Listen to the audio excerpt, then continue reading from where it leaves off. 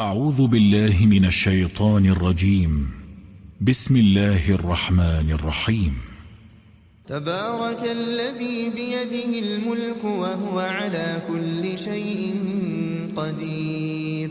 الذي خلق الموت والحياة ليبلوكم أيكم أحسن عملا وهو العزيز الغفور، الذي خلق 7 سماوات طباقا ما ترى في خلق الرحمن من تفاوت فارجع البصر هل ترى من فطور، ثم ارجع البصر كرتين ينقلب إليك البصر خاسئا وهو حسير، ولقد زينا السماء الدنيا بمصابيح وجعلناها رجوما للشياطين وأعتدنا لهم عذاب السعير، وللذين كفروا بربهم عذاب جهنم وبئس المصير، إذا ألقوا فيها سمعوا لها شهيقا وهي تفور تكاد تميز من الغيظ كلما ألقي فيها فوج سألهم خزنتها ألم يأتكم نذير، قالوا بلى قد جاءنا نذير فكذبنا وقلنا ما نزل الله من شيء إن أنتم إلا في ضلال كبير، وقالوا لو كنا نسمع أو نعقل ما كنا في أصحاب السعير، فاعترفوا بذنبهم فسحقا لأصحاب السعير، إن الذين يخشون ربهم بالغيب لهم مغفرة وأجر كبير، وأسروا قولكم أو اجهروا به إنه عليم بذات الصدور، ألا يعلم من خلق وهو اللطيف الخبير،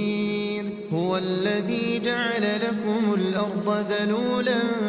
فامشوا في مناكبها وكلوا من رزقه وإليه النشور، أأمنتم من في السماء أن يخسف بكم الأرض فإذا هي تمور، أم أمنتم من في السماء أن يرسل عليكم حاصبا فستعلمون كيف نذير، ولقد كذب الذين من قبلهم فكيف كان نكير، أولم يروا إلى الطير فوقهم صافات ويقبضن ما يمسكهن إلا الرحمن إنه بكل شيء بصير، أمن هذا الذي هو جند لكم ينصركم من دون الرحمن إن الكافرون إلا في غرور، أمن هذا الذي يرزقكم إن أمسك رزقه بل لجوا في عتو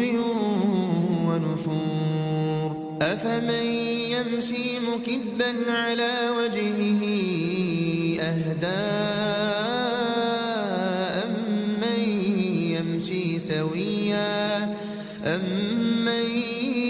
يمشي سويا على صراط مستقيم، قل هو الذي أنشأكم وجعل لكم السمع والأبصار والأفئدة قليلا ما تشكرون، قل هو الذي ذرأكم في الأرض وإليه تحشرون ويقولون متى هذا الوعد إن كنتم صادقين قل إنما العلم عند